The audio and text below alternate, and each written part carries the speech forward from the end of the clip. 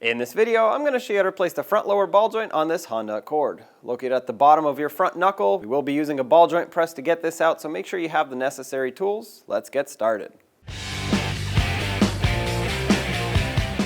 Use a 19mm socket, remove all 5 lug nuts, and then remove the wheel.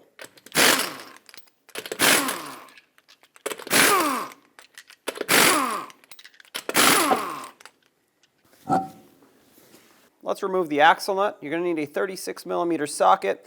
The axle nut on these vehicles is squished in right here. We're going to use a punch or a chisel and a hammer and open it up a little bit. Just like that. That'll make it a whole lot easier to remove it. Basically unlocks the axle nut. Now use a 36mm socket and remove the axle nut. Now if you don't have an impact that'll do this, what you can do is use a breaker bar, put a pry bar between the lug studs, and that will prevent the wheel from spinning as you try to break this free. Use a punch and a hammer, tap it in. There we go. If needed, spray some rust penetrant in there, but you want to make sure this breaks free from the hub. Use a 12mm socket and remove this bolt that holds the bracket for the brake hose onto the knuckle. Sometimes these get stuck in there, so if needed, work it back and forth so you don't break the bolt. Remove the bracket. Let's remove this 10mm mounting nut that holds the bracket for the ABS wire. Now you may not necessarily have to remove this, but I like to give it extra slack when the knuckle is forward. Take that out, and there we go. Let's remove the cotter pin holding on the castle nut for the lower ball joint.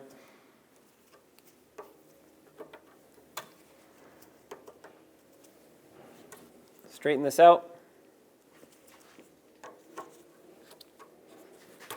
Push this through.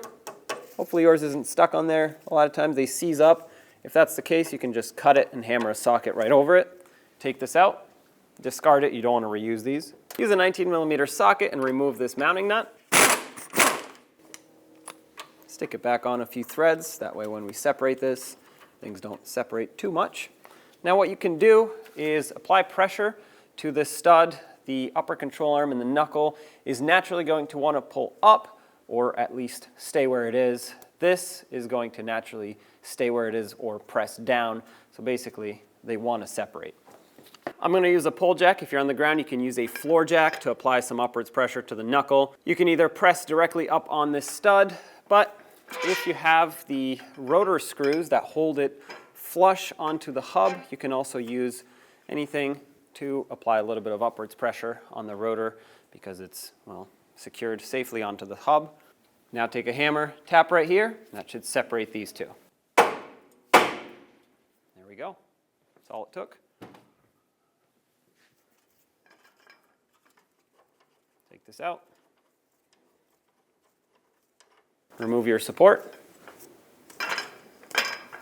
Push this up. Make sure the axle pokes through.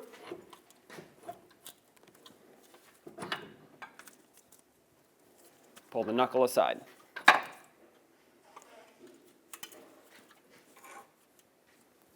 Now that the knuckle's pulled out of the way, in order for it to not swing as I'm working, I'm just going to use a ratchet strap. You can use a bungee cord and just tie it over here, either underneath the vehicle. In my case, I'm going to go on the lift arm because I'm on a lift.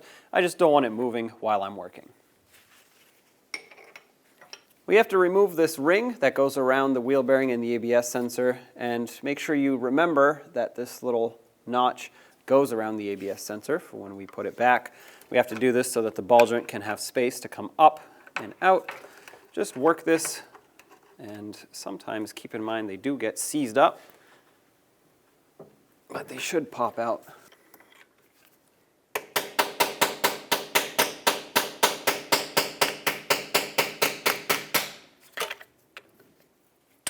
There we go. I'm going to have to straighten this out a little bit, but there it is.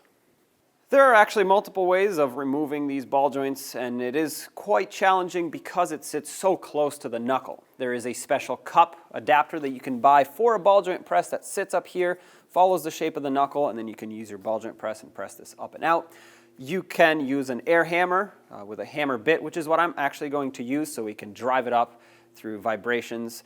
Or if you don't have that, you can remove the entire knuckle assembly put it on the ground, wedge it between a couple pieces of wood, and use a regular hammer and punch this straight up. You might have to cut the stud at that point so you have a nice flat area to hammer on. I've done them all different ways and they all work. Just choose what's best for you. Once again, for us, I'm going to use the air hammer and drive it up. I'm actually going to remove this boot first, just so that it's not in our way when we hammer.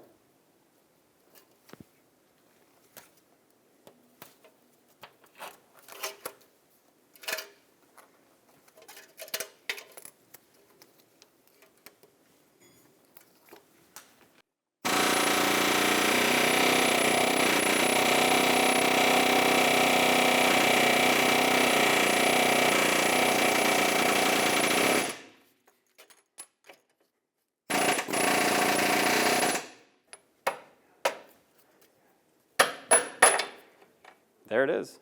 The hole in the knuckle is in very good shape here. Sometimes they are very corroded, in which case I would recommend some sandpaper to clean it all off. But I'm just going to use a wire brush just to clean off the ridge on the top here, because when I pull or push the ball joint back down, I don't want it to grab any debris and kind of push it in there.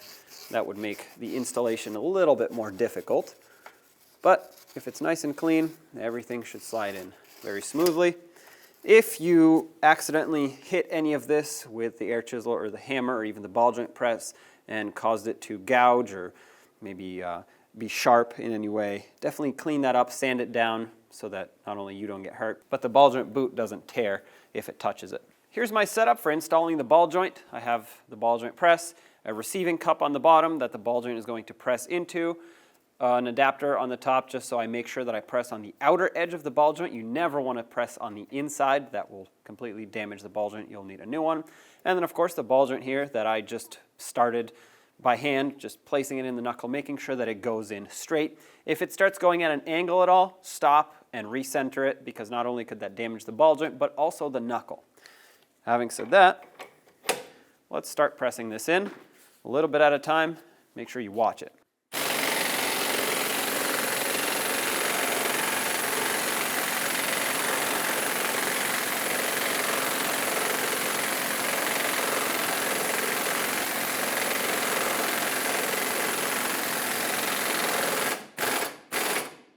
That completely seated.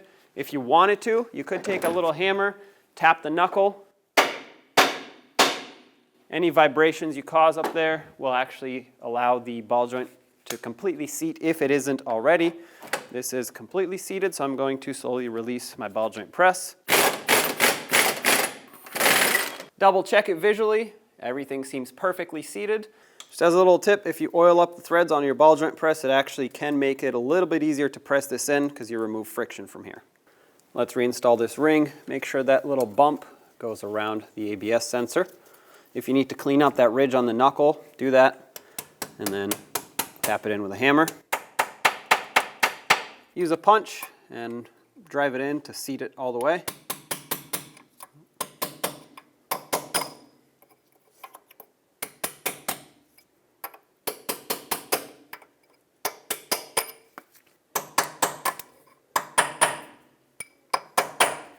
Perfect. Try not to hit the backside of the wheel bearing. This is the magnet that the ABS sensor reads off of, so if you damage this, now you need a new wheel bearing. I like to put a little bit of grease on the splines of the axle. This prevents it from being stuck in the hub in the future. You don't need a lot. Try to avoid getting it on the threads, but once again, this will make it so that next time you need to pull the axle, you don't have to struggle, you just push it through. Now, take the axle, put it through the hub, lift up the knuckle, make sure that axle goes through, and there we go. As soon as the axle goes through, you can seat this. Install the lower ball joint nut. Once you thread it on, snug it up. 65 foot-pounds is the torque for this nut. As you could tell, the entire stud was spinning as I was trying to torque it. So what I'm going to do is apply a little bit of upwards pressure on this lower control arm. This is going to press the control arm into the stud and therefore hopefully clamp it on tighter in here, so we can now spin this mounting nut without the stud spinning. So let's try this again. 65 foot-pounds.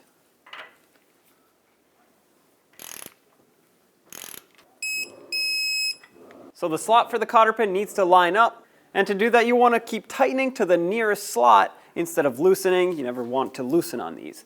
Now, I'm very close to being lined up, but it's not spot on, so I have to keep going. Once you have it lined up, install your cotter pin and bend it over to lock it in. Remove your support if you used it. When installing the axle nut, it is recommended that you put a little bit of either engine oil or grease right on the mating surface of the mounting nut where it touches on the hub. And that is to avoid the friction so you can correctly torque it. Bottom it out. The torque for this is 242 foot-pounds, so it is pretty tight. Now that it's close, let's torque it. I have a pry bar through my lug studs holding the rotor from spinning, and the whole hub really. And once again, 242 foot-pounds of torque is required for this axle nut.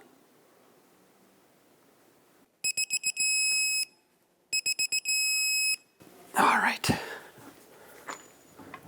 And that's it right there. To lock this in, you want to stake it back down.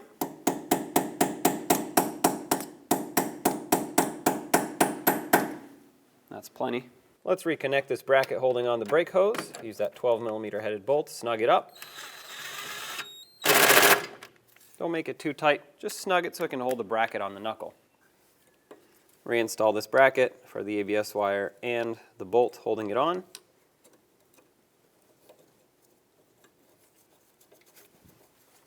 This is very small, so when you tighten it, make sure you don't over tighten it, just snug it up. Let's get the wheel on. Start on all 5 lug nuts in a cross pattern, bottom them out, and also in a cross pattern, torque them to 79 foot-pounds.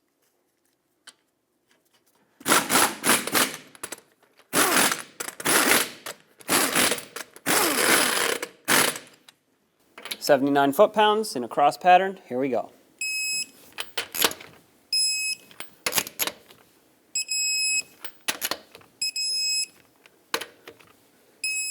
Double check them all.